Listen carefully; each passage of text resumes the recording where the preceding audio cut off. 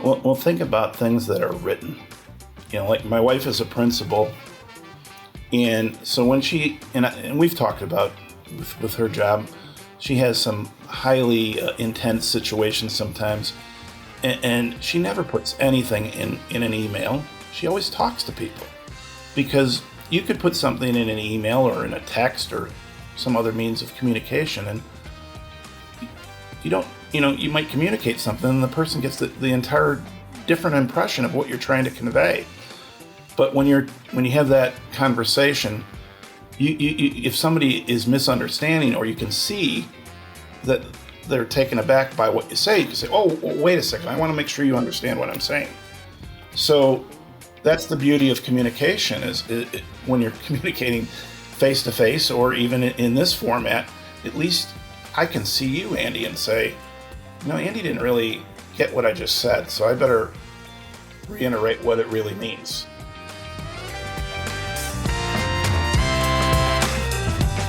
Hi, friends.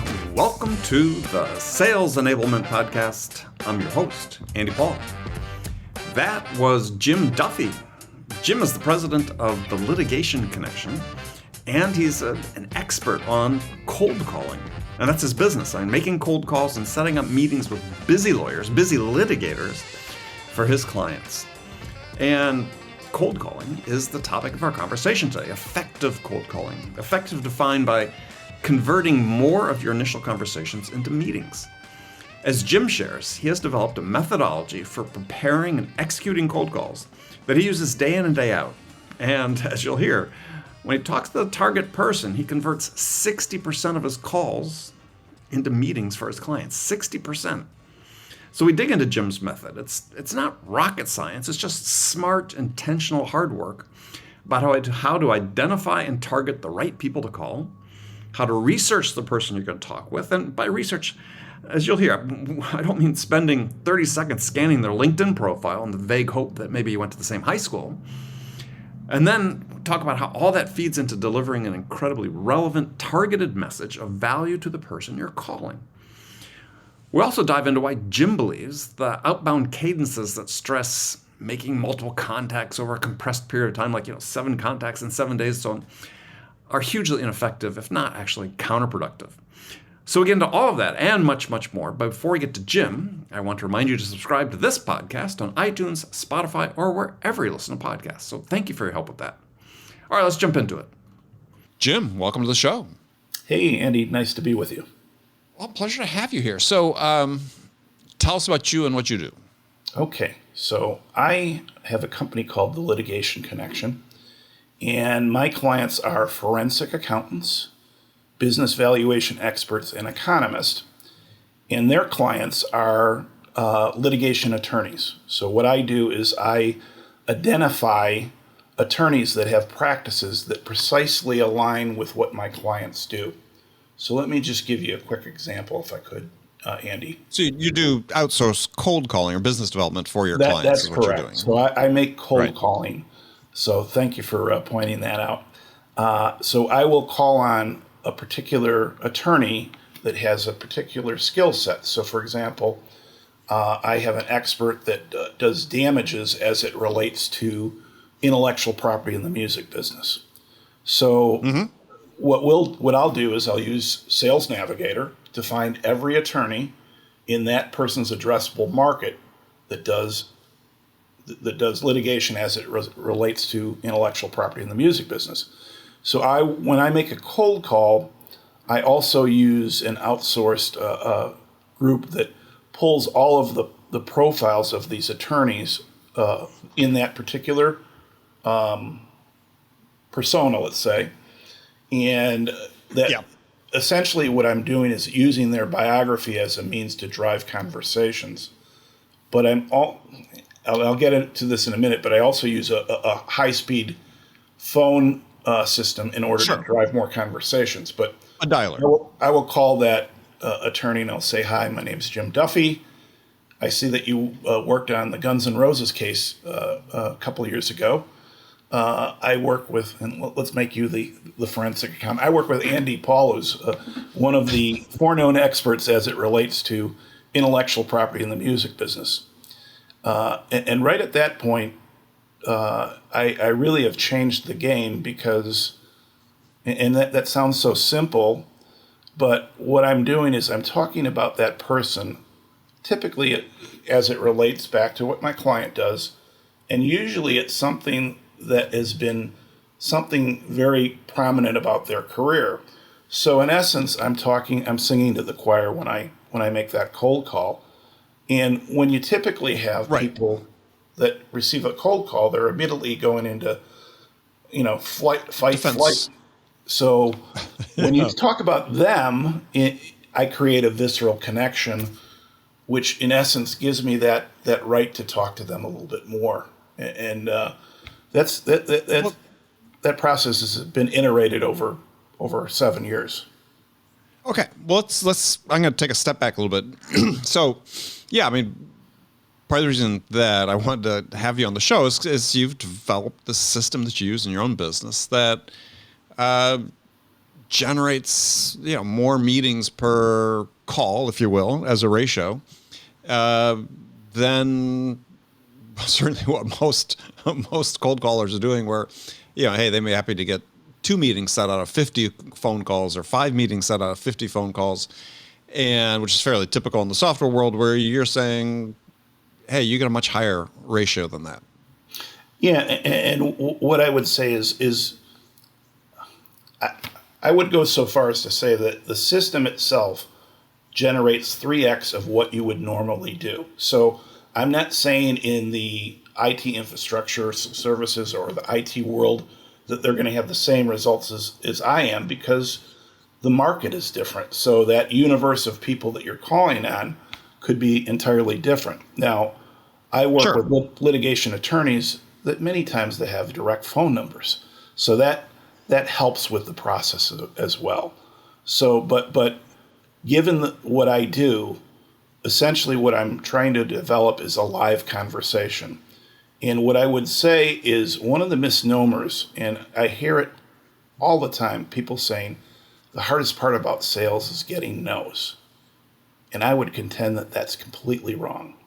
I think it's that they never talk to anybody. So the perception is that you're failing because you never talk to anybody. So just imagine that you're in a batting cage and you put your quarters into the batting cage and you get up to bat and no balls come at you. That's cold calling, old style. But what I've done is I've put it on steroids. So instead of getting 5 conversations in a day, I'm getting 25 conversations in a day. But given that, now think about that. You're getting all these conversations. Once you talk to somebody, you better have something to say, or at least have something that connects to them. So I call on very, very tight personas. So I'll call on, 50 intellectual property attorneys focused on the business in that vertical. And really, it's almost like a roulette wheel from the standpoint of who's going to answer the phone. And once they do answer the phone, I'm using my offshore people to create talking points that relate back to what my client does. So I can't sound like I'm selling windows. I've got to be, I got to have some level of gravitas and a little bit of understanding of their business as well. Yeah. Well, so we've got a lot of individual contributors listening to the show. So I want to make this real to them, because not everybody has, a third-party resource they can use to enrich the sort of unstructured data. But I want to take it through. I think for me, what you talk about and what we'll explain here today is for me, the real lesson is that more is not better. In fact, that it's opposite. Doing better always precedes doing more, right? That you put in place a process that yields better results. And once you get those better results, then you can say, okay, well, how can I scale this? Whereas the inverse is oftentimes the process that's used in sales, which is, oh, we're going to do something. Oh, I got 2 people out of 50 to respond. Great. Let's hire 10 more people to do just that same thing, as opposed to saying, well, let's figure out how to get, as you said, let's figure out how to get 10 people out of 50 to respond. And let's master that and do better at that before we start doing more. Sure. Yeah, and what I would also say is, when you say these individual contributors in my company, there's me and there's my admin. So for as little as 50 cents per profile, I have somebody create profiles for me. So for 1,000 profiles, it doesn't cost you a heck of a lot of money to, $500 to create an addressable market, and you've got all of the relevant data as it relates back to what the client does. So my whole business, I've always, throughout my career, I've always been like in the top 1% in terms of cold calling. And so I actually had an anthropologist study, what is it that you do that creates that connection? And it's always finding those nuggets about a person that creates the emotional connection. And so what I've done is I've just taken what I've been doing my whole life and continually making little incremental improvements to the point where, I'm getting 60 meetings a month for my clients. And people are like, how the hell are you doing that? And over the course of 7 years, I've had Grant Thornton as a client. So most cold calling companies, they do projects and then they're done. I haven't had a month in my career here in my business where I haven't done business with Grant Thornton. And I have BDO as a client. So I've got some fairly big clients that have a lot of individual contributors also that I'm helping them to get in front of precisely the right people. But your individual contributors can do the same thing I can do and do it for a very modest cost as well. Yeah, well, let's jump into it. So you divide what you do into sort of three parts: targeting, research, and then the actual call itself. So targeting, is such an interesting thing because the instinct of most sellers is to sort of resist as fine a target as they need to create. They want to sort of hedge their bets by keeping, I want to call a relatively big group of names, whereas you go sort of the opposite way and say, no, you gotta really break it down. Yes, I spend an inordinate amount of time developing the addressable market. And part of it, what I'll also do with my clients is I'll say, give me 25 of your best clients, not the ones that are the perfect ideal customers. And then what I'll do is I'll take that same process that I use to build those profiles of mine, and I'll take those 25 and reverse engineer it and look at the common denominators in terms of, why is this an ideal client and what are some of those common denominators?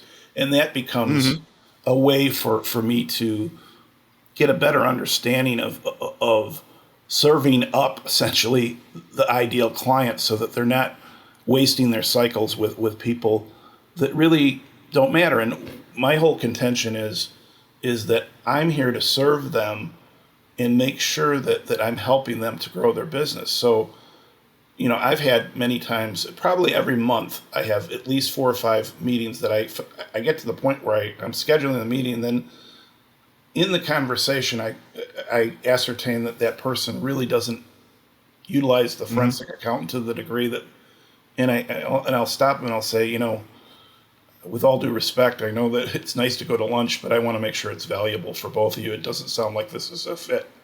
So, so I'm really, really finicky about making sure that's a valuable meeting for both sides of the equation. And that makes a big difference to me. And you hone it down, I think is one of the things that, I wanted you to chat about is you've talked about before about you create a sub-persona beneath the persona within the ICP. And you gave sort of an example earlier. It's like it's not, you're not. Yeah. So you're not talking to lawyers, not looking for lawyers who have intellectual property practices. You want lawyers who have intellectual property practices in the music industry specific, right? Specifically. Right. And that extra level of detail, yes, it sort of narrows the scope perhaps of who you can call on, which may be fear-inducing in sellers. But the point you make is you become expert in this. Yeah, and And because as you do your research and so on, you develop this expertise that you can speak to them at a better level. absolutely the research itself. Now, I outsource a lot of the research, but the research itself has made me a better salesperson because many times when I'm talking to these attorneys, they're like, "Well, you're an attorney, aren't you?" And I'm like, "No, I'm not." But I've read 100,000 attorney profiles, and so just by the sheer volume of all those profiles, I've learned a lot about what they do, and so consequently, I can take all of those dots and connect those dots much more effectively because I understand it also. So let me just give you one more example, just so that everybody on the podcast can understand that. So another example would be, I'm working with a white collar crime forensic accountant. So I get on the call with the same kind of the same start out where I talk to this attorney, and I'll say, Pat, I see that 25 years ago, when you were at the DOJ, you were second chair on the John Gotti trial. I work with Dan Broadhurst, who's one of the top forensic accountants focused on white collar crime. He's been deposed by the DOJ, the top two people at the DOJ, and he's really got the right stuff in terms of being on the stand, almost bulletproof. He'd love the opportunity to meet you. So again, I'm not saying that everybody can get that to that level of granularity, but what I think is very important is to make sure that there's a match. And if there's a match, now all of a sudden everything goes a lot faster, smoother. And yes, it takes a lot of work on the front side, but that's the magic. And it really isn't magic. It's just hard work to figure out and look at these things and spend the time to make sure that they're right. Right. So what you're doing, so we're moving now into your research phase. So you've gotten a very specific, sub-persona, you say, within the persona is you've mentioned several times that obviously there's structured data and we can, use ZoomInfo or whomever to get phone numbers and email addresses and the like. But you said the real value is in the unstructured data, meaning what you can learn about this person. And so you talked about you use a resource overseas that you said you pay how much per profile? 50 cents. 50 cents. And they segregate the information the way I want them to. And well, so tell us how you do that. What are you looking for, and what is this unstructured data that you're finding? Okay, Besides their LinkedIn profile. I'm going to open up the kimono, so to speak. What I'll do is I'll drill down in LinkedIn Sales Navigator and use a sophisticated Boolean search as I can in LinkedIn Sales Navigator, and that's kind of my starting point. And then I'll ship that Boolean that URL of that search over to my person in India, and he will then go to the websites of those attorneys and pull all of their unstructured and structured information. So the structured stuff is important, but the unstructured is what allows me to develop those talking points that are not just, contrived talking points. They are contrived in a way, but they're relevant. So I'm not just saying, "Oh, I see you went to Notre Dame. My guy went to Notre Dame." That's good. That's great. That's nice. Sure. But a guy who went to Notre Dame isn't going to see somebody just because he went to Notre Dame. Although maybe it's a Notre Damer, so maybe he would do that. I don't know. That's right. So, but what I'm trying to look at is how does this move the business case along? How does this make sense? And if you could take highly relevant information, it creates that visceral connection. So what are you instructing them to look for? Well, I'll use keywords. So Okay. In that case with the John Gotti case, I'll say, we're going to look at any attorney that has white collar crime, that has embezzlement, that has, like I set up a meeting with the guy who prosecuted Bernie Madoff that went into private practice. So I look, look at different keywords, and then we take those keywords and we'll look at the left of that phrase, left of that keyword, and the right of that keyword, and pull those phrases together. And that creates this phrase that really is the phrase that matters, because it really tells about what they do vis-a-vis what my client does. And so I'll have them essentially highlight and annotate that information so that it goes in all caps, because, again, I'm using it in a CRM, so you can't use annotate. Well, maybe you can. I talked to John Ferrara, who I think you've interviewed before. Yeah. I've used Nimble many years. I still use Nimble as a repository, and it helps with data segregation. But most of the CRMs don't have any type of a way to annotate that information. But I think that's the next step, is to take a CRM and then have the ability to annotate information so that you can continually make improvements. So what I do with Phone Burner, for example, I'll make 100 calls in a day, but I don't talk to most of them, but every single one, I'm building the story as I go along. I'm looking at, as the phone's ringing, I'm looking at the notes I already have. Hey, he was second chair in the John Gotti trial. And then I'm looking at all these other points, and then I'm scraping that also and putting it in as a tag. So it's almost like a story of all these disparate pieces of information. And the person who's making the phone call has to have the ability to take those disparate points and put it into a sentence. Right. And when you put those disparate points into a sentence, it's like, man, this guy really did his research. And to a certain extent, I have, but it's really getting very good at processing information and then taking those data points and connecting them. Does that make sense? I don't know. Oh, it does. Yeah. No, I'm just thinking in terms of, okay, if you're an AE or an SDR and you're making prospecting calls, or it's part of your responsibility to develop your own pipeline. Let's say as an AE, let's say you work for a random SaaS company, is just thinking, okay, well, how do they go about? Okay, so let me give you an example there. So, and this is what I would say. Sure. The last company I worked for, there was a lot of process.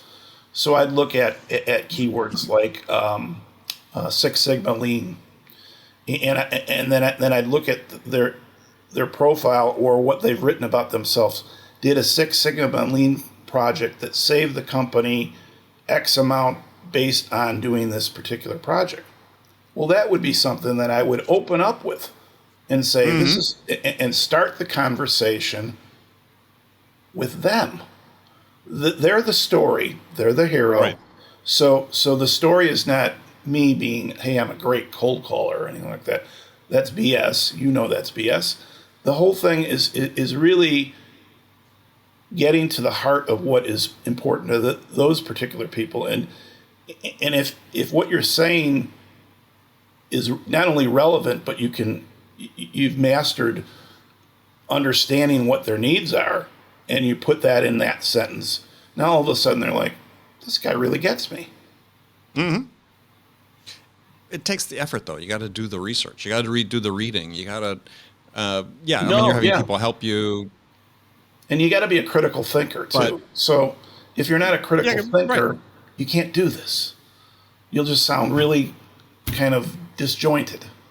Scripted. So I'm not saying this is something that would work for every person, but if you were to look at, and I've hired people that are like actors, and they're great because they can actually take and kind of take information and process it properly, and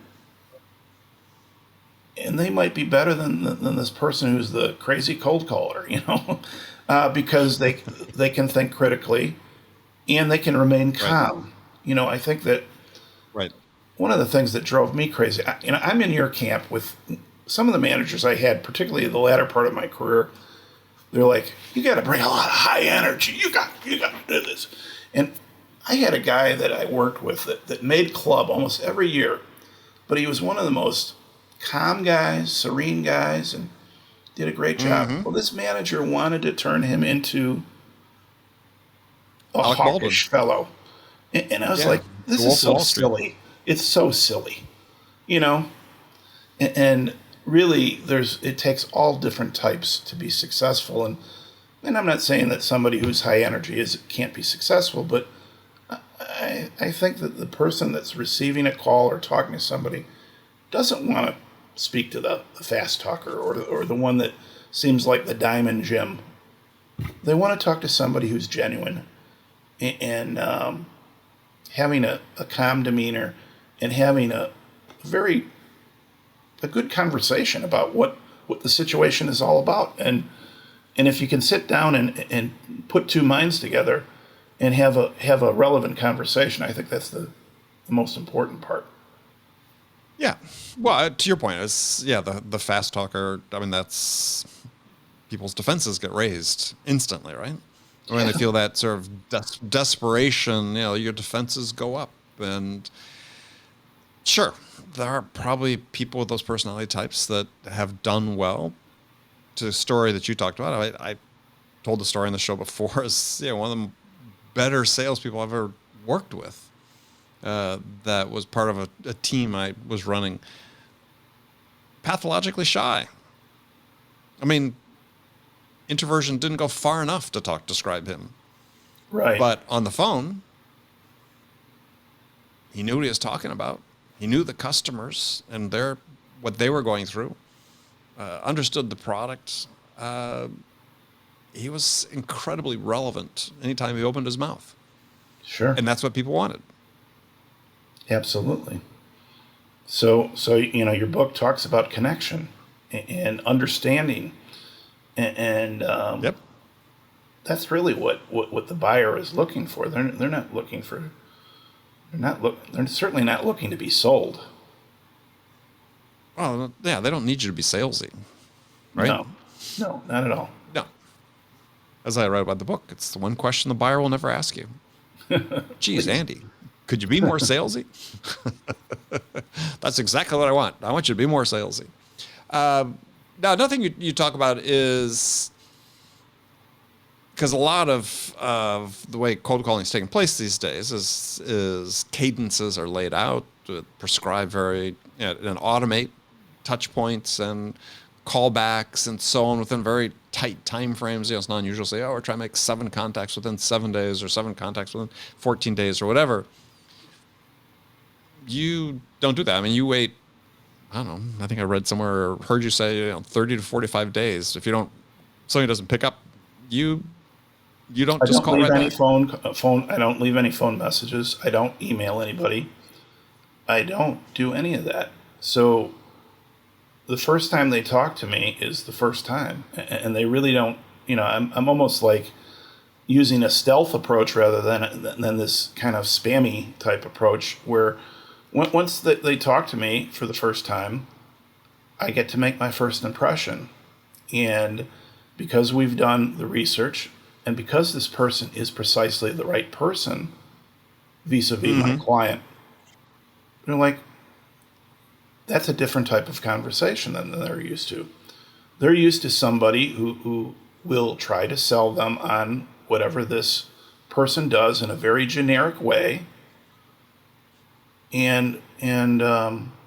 So when I can get, and it's not always like this, but sometimes I'll get anywhere from 6 to 7 out of 10 live conversations as meetings. Right. There's absolutely no reason for me to use any other. Well, I shouldn't say that. There probably is some reasons to use digital marketing and some of these other things, but it hasn't worked for me. I'm sure somebody would come up with something. Pardon me? Well, I'm sure somebody would come up with something. But the key point you brought up, which I think is really interesting for people to think about, is you said you don't leave voicemails, you don't send email when you don't get hold of people, because you know that the best impression you can create on someone is through this phone call. Right. So you are going to create an impression with a voicemail. You are going to create an impression with an email. Yeah, why not leave it for the best one? I agree. To me, if your percentages are right, I would only devalue my percentages by using other methodologies. At least that's Yeah. my hunch on that. And really, when you think about email and you think about all these other means of communication, you and I are talking together. We're conversing. Email, it's just get it and put it in. How many emails do you get a day that you don't even read? So Hundreds. so when I get somebody Literally hundreds. live, I have a conversation with them. So I think that's just the best way to do it. Yeah.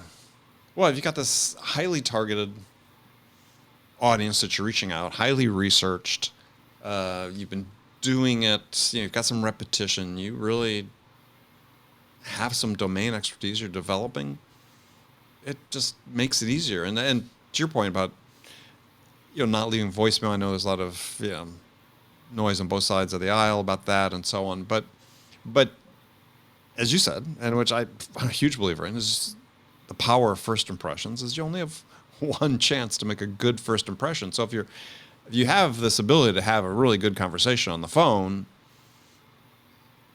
do you ruin that impression you could make by leaving a voicemail? Because voicemails, no matter how good they are, never really, for me at least, rarely inspire me to do anything.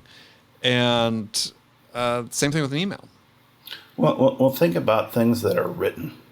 Like my wife is a principal, and so when and we've talked about with her job, she has some highly intense situations sometimes, and she never puts anything in an email. She always talks to people, because you could put something in an email or in a text or some other means of communication, and you don't, you might communicate something and the person gets the entire different impression of what you're trying to convey. But when you have that conversation, you if somebody is misunderstanding, or you can see that they're taken aback by what you say, you can say, "Oh, wait a second, I want to make sure you understand what I'm saying." So that's the beauty of communication, is when you're communicating face to face, or even in this format, at least I can see you, Andy, and say, Andy didn't really get what I just said, so I better reiterate what it really means. That's just the look on my face. Yeah. Just sort of clueless. All right. Jim, well, thank you so much for joining me. If You're welcome. people want to learn more about your methodology here, and I urge people to check it out, what's the best way to learn more? Well, the best way, I'm reworking my website, so best way to find me is Jim Duffy of the Litigation Connection. I'm on LinkedIn. I'm on Twitter as Social Seller 1. I'll have my website up probably in the next week or so, and it'll be www.litigationconnection.com. And then lastly, my phone number is 708-629-9333. That's an American phone number, and it's my cell phone, so you can call me directly. Oh, okay. All right. We may do that. So, Jim, thanks a lot. You're welcome. Thanks again. Okay, friends, that's it for this episode. First of all, I want to thank you for taking the time to listen. I'm so grateful for your support of the show. And I want to thank our guest, Jim Duffy, for sharing his insights with us today. If you enjoyed this episode, please subscribe to this podcast, Sales Enablement with Andy Paul, on iTunes, Spotify, or wherever you listen to podcasts. And if you could also leave us a rating or a review, let us know how we're doing, well, we'd certainly appreciate that. You can do all that on your phone in less than a minute as soon as this episode is over. So thank you for your help. And as always, thank you so much for investing your time with me today. Until next time, I'm your host, Andy Paul. Good selling, everyone.